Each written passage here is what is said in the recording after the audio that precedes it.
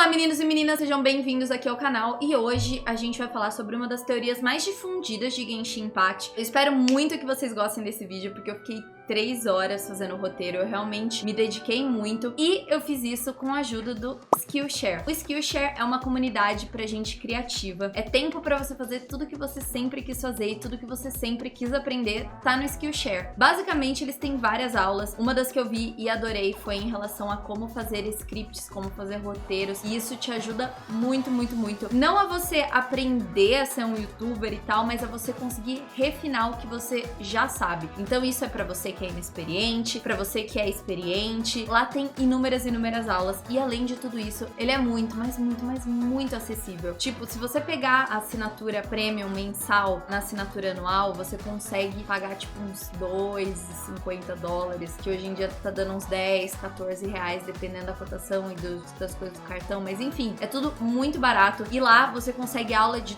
tudo que você possa imaginar. Tem ilustração, tem arte, tem a parte de roteiro, de edição, de tudo. E as primeiras 1000 pessoas que acessarem o link que tá aqui na descrição vão receber um teste grátis do Skillshare Premium. E aí vocês vão conseguir ver todas as aulas que tem, o que interessa, o que não interessa. Mas enfim, pra todo mundo vale muito a pena, se você ainda não conheceu, conhecer o Skillshare. Bom, e pra provar pra vocês que o Skillshare não tá de brincadeira, eles têm uma aula com Marques Brownlee, que é o MKBHD, que ele tem só meros 13 milhões de inscritos no YouTube, e ele que vai te ensinar como criar as coisas pro teu canal. Ele vai te ensinar como você começa um canal no YouTube, pesquisar o seu nicho, o seu tópico, fazer um roteiro. Ele também vai te ensinar a ver como você vai filmar isso, editar. Ele vai te dar dicas de como crescer o seu canal, se conectar com a sua audiência e assim, professores ultra qualificados, né? Obrigado Skillshare por patrocinar esse vídeo e vamos pro vídeo agora. Quando você vai procurar sobre teorias de Genshin Impact, tem muita gente que fez teoria sobre esse assunto e eu espero muito estar certa. Eu acho que todos os pontos fazem sentido e eu acho que eu vou conseguir explicar pra vocês tudo que tá rolando por trás do mundo de Teyvat, de Genshin Impact e hoje a gente vai conversar sobre a teoria do céu falso de Teyvat.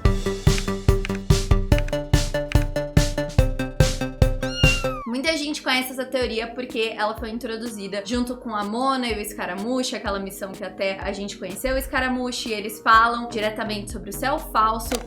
I've discovered something far more important and far more terrifying. What? The stars, the sky, it's all a gigantic hoax. A lie. The stars are a lie. What are you talking about? Is this some kind of astrological debate between you and Mona? Because if so, surely you can come up with a better argument than the stars are a lie. Time for me to go out and find the truth. So long, suckers.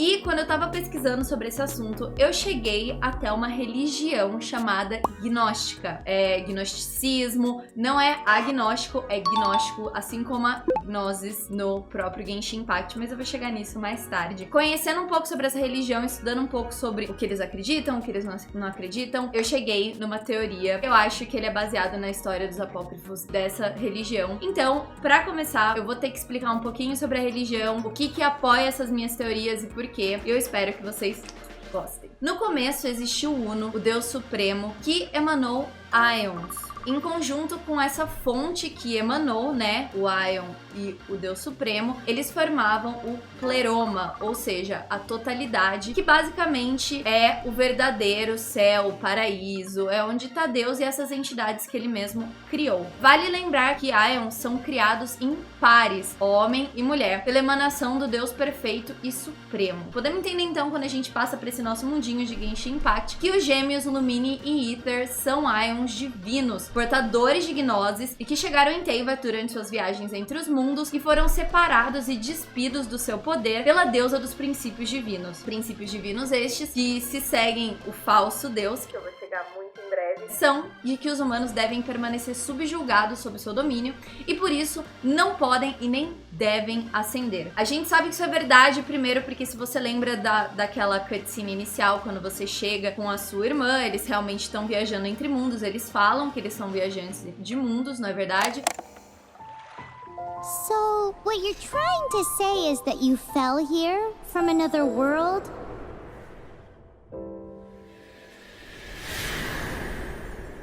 But when you wanted to leave and go on to the next world, your path was blocked by some unknown god? E o próprio irmão que você escolhe, quando ele acorda, ele fala que ele não tem mais os poderes que ele tinha antes. And just like that, the god took away my sister. Some kind of seal was cast upon me, and I lost my power. So while we used to travel from world to world, we are now trapped here. Continuando, Sofia é um íon que traz instabilidade para o Pleroma, o que por sua vez provoca a criação da matéria. Assim, a sua visão se o mundo é positivo, se é negativo, se as coisas materiais são positivas ou negativas, parte da interpretação do texto e das ações da Sofia na mitologia. Mas como não é um estudo sobre a religião em si, e sim um vídeo sobre como ela se encaixa na história de Genshin, vamos resumir o que houve com a Sofia, tá? De modo geral, no meio das interpretações que mais cabem onde eu quero chegar, não é verdade? Bom, após cair do Pleroma, ou seja, após ser, expelida do céu, digamos assim, a Sofia caiu nesse mundo onde só tinha caos, o abismo e a escuridão. O medo e a angústia por ter perdido a sua vida, assim como ter perdido a luz que vem, desse Deus Supremo, do Uno, da junção do Deus verdadeiro e superior, deixou ela muito confusa e com uma saudade incontrolável. Da sua angústia e especialmente dessa saudade, dessa solidão, ela decidiu ter um filho, do qual se arrependeu logo que ele nasceu. E ela o chamou de Yaldabaoth.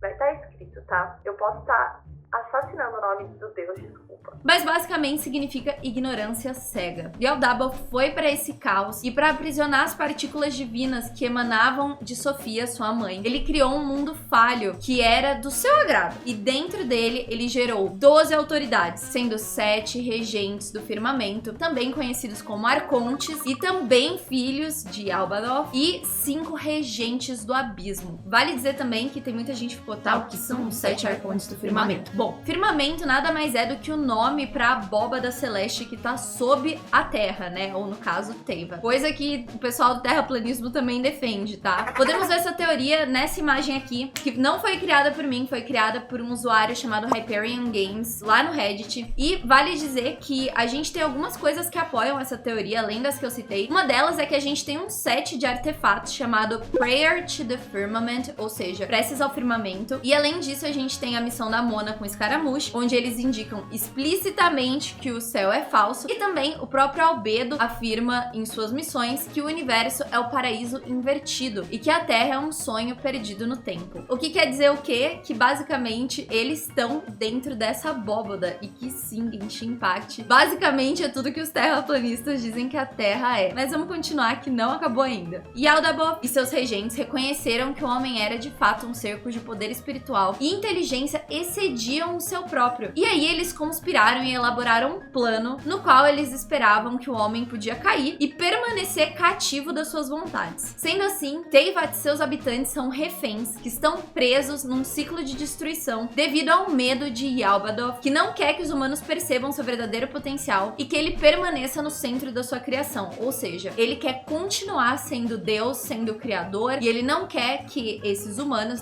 percebam o quão fortes eles são, para que ele não perca, o seu patamar aí de divindade. O que quer dizer o seguinte, tá, mas quem é esse cara e como ele se encaixa em Genshin? Bom, eu acredito que Yaldabaoth é o rei de Celestia. Celestia é essa que tem sempre 7 arcontes. Quando sai um, entra outro. E esses são os arcontes que seguram essa abóbada, seguram esse céu falso. E cada vez que a Tsaritsa consegue pegar uma das nozes, consegue, ou seja, destronar um dos arcontes, ela faz com que esse céu falso se rompa ou fique mais fraco. E ela também se torna mais forte e consegue chegar nesse potencial e consegue unificar os poderes desses arcontes, se tornando então talvez mais forte para enfrentar o rei de Celestia, que é quem mantém os humanos presos nesse estado. Inclusive, se você pensa em própria Teyvat, nessa civilização meio medieval, sem muita tecnologia, onde poucos ali que têm as visões podem mexer com magia. A própria Kekin chega a questionar tudo isso. Eu não acredito que os arcontes são maus. Inclusive, eles têm na própria lore, o Venti fala que ele não gosta de Celestia, que ele não voltaria pra lá nunca jamais, que ele gosta de Teyvat. Então eu acredito que na verdade os arcontes eles acontecem acontecem e não que eles querem ser necessariamente arcontes. E isso também explica um pouquinho do porquê talvez o Zhongli, além do cansaço, né, de milênios, deu tão fácil a nozes dele e etc. Mas a gente vai falar quais são as provas disso tudo que eu tô falando, porque não basta a gente falar esse monte de coisa, falar que Teyvat é a Terra plana e não explicar o porquê. Vamos às provas disso. Primeiro, existiu uma civilização em Dragonspine que estava atingindo a sua era de ouro. Se você for conhecer toda a lore de Dragonspine, inclusive já vou dizer que a gente vai ter esse mês ainda um vídeo sobre toda a lore de Dragonspine, o alquimista que fez o albedo e tudo mais, então fiquem de olho. Mas enfim, essa civilização ela tava super tecnológica, super próspera, o próprio monte de Dragonspine na verdade era extremamente verde. E aí, o que pode ter acontecido? Eu tenho duas hipóteses. O primeiro é eles se desprenderem de divindades, tendo avançado tanto que não viam uso em visões, magia, nozes, nada assim. Eles se garantiam, então eles renegaram, né, o divino. Ou eles estarem chegando tão perto do firmamento, desse céu falso, ou da própria verdade, que eles foram punidos por Celestia. Independente de qualquer uma dessas hipóteses, eles foram punidos por Celestia, punidos pelo Deus falso, com aquele pilar que dizimou não apenas a civilização, como também transformou o monte, que era uma vez verdejante, nesse pico gelado que não vai conseguir mais ter vida. E aí você vai me perguntar, tá, e como você sabe que aquele negócio veio de Celestia? Bom, eu acredito que o pilar pertence a Celestia, porque se você for ver quando você consegue arrancar ele de Dragonspine, ele tem arquitetura exatamente igual aos pilares que podem ser vistos na tela de loading e no que a gente também acredita que seja Celestia, né, no final das contas. A minha segunda evidência sobre isso seria o conto gnóstico que a gente vê todas as vezes que a gente tem um passe de batalha. Nele, o Venti te conta sobre um reino muito próspero que enviou a sua primeira herdeira na busca da Pérola da Gênesis, ou na Pérola da Criação. A mesma, durante a sua busca, acabou sendo corrompida e acabou enganada, acreditando ser a rainha e, eu ousaria dizer, regente dos princípios divinos. Mais nisso, muito em breve. Vocês vão falar, Mariana, mas esse conto é sobre o viajante. Você tá maluca. Eu quero dizer que nada indica isso, além da última frase, que o Venti diz que essa é a sua história. Mas, pra mim, e junto em toda essa minha teoria, eu acredito que isso deve ser interpretado apenas como essa repetição cíclica de Teyvat, onde você começa uma civilização, ela chega muito próxima a essa era de ouro, a esse entendimento do céu falso, do Deus falso, quer explorar outros mundos, quer ser mais próspero e ser destruído. Então, a história dos irmãos já aconteceu antes. No conto, eles dizem apenas que os herdeiros são herdeiros e não mencionam nada sobre eles serem irmãos e muito menos gêmeos. A gente sabe que herdeiros do trono pode ser irmão, pode ser filho, pode ser várias coisas. É só o próximo na linha de sucessão, não tem nada a ver necessariamente com o fato de serem irmãos. E também, a gente sabe que após a corrupção da primeira herdeira, o segundo herdeiro parte com a missão de procurar a Pérola de Gênesis. E não para uma missão para salvar a irmã, para salvar a outra parte, para salvar a primeira herdeira, como é o caso do viajante, que saiu numa missão única e exclusivamente para procurar a irmã dele. Existem teorias, então, que esse segundo herdeiro, né, que foi atrás da primeira, seria o Densleif, que busca a verdade, o conhecimento, ou seja, que busca nozes. Exatamente, gnosis ou nozes, enfim, em grego é conhecimento. Inclusive, na própria religião gnóstica, eles não acreditam que a gente tem que se salvar do pecado, eles acreditam que a gente tem que se salvar da ignorância por meio do conhecimento. Outras pistas que também colidem com o ensinamento da religião gnóstica seriam, primeiro, a centelha divina que foi aprisionada pelo Deus falso só poderia ser liberta através da gnose, ou seja, através do conhecimento intuitivo sobre o espírito da natureza e da realidade, conhecimento esse que é adquirido por um plano místico de existência superior, o que indica o porquê dos arcontes se tornarem imortais. O seu espírito se eleva e ele se divide do corpo carnal, e o corpo carnal que envelhece morre, entendeu? Não é o caso dos arcontes e é por isso que quando eles perdem a gnosis, eles se tornam mortais. O segundo ponto é uma outra pista que confirma que estamos relacionando o assunto e a história certa. É quando a gente completa a história do Venti em Mondstadt, a gente sabe que o Venti não era nada mais do que um espírito, uma centelha divina, talvez, quando ele conheceu e criou amizade com um bardo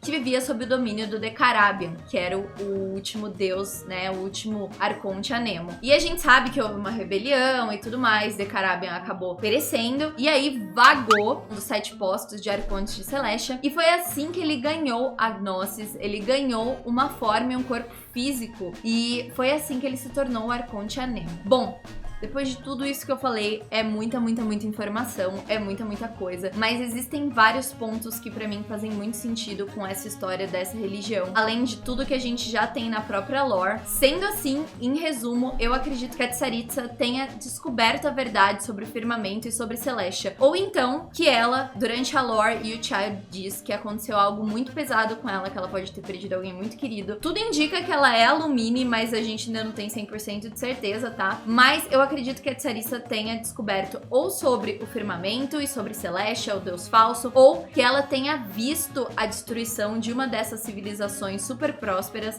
e ela não quer que isso volte a se repetir. Ela quer que o ser humano possa quebrar dessa limitação que os deuses colocam neles. Ela quer ver todo mundo atingir o verdadeiro potencial. Então, buscando o poder para libertar a humanidade, ela pretende roubar todas as 7 nozes dos 7 arcontes do firmamento para destruir o firmamento. E assim poder enfrentar também o falso deus e ascender para outros mundos. E também, né, ia permitir a humanidade a prosperar da maneira que eles bem entendessem, sem depender de visões de deuses, ou até mesmo com magia, mas para todo mundo. Bom, esse foi o vídeo de hoje, eu espero que vocês tenham gostado. Eu demorei 3 horas para fechar esse roteiro, então eu espero muito que vocês tenham gostado, que tenha feito sentido para vocês. Se for isso, eu mal posso esperar pra gente conseguir quebrar esse firmamento, pra gente conseguir reunir o Dainsleif com a deusa dos princípios divinos, pra eles se encontrarem, pra gente conseguir entender que isso é uma coisa cíclica e que vários Ions já foram enviados com a função de libertar o povo de Teyvat, mas sem sucesso, e que a gente consiga derrotar o falso deus. Eu tô muito animada porque pode vir na história de Genshin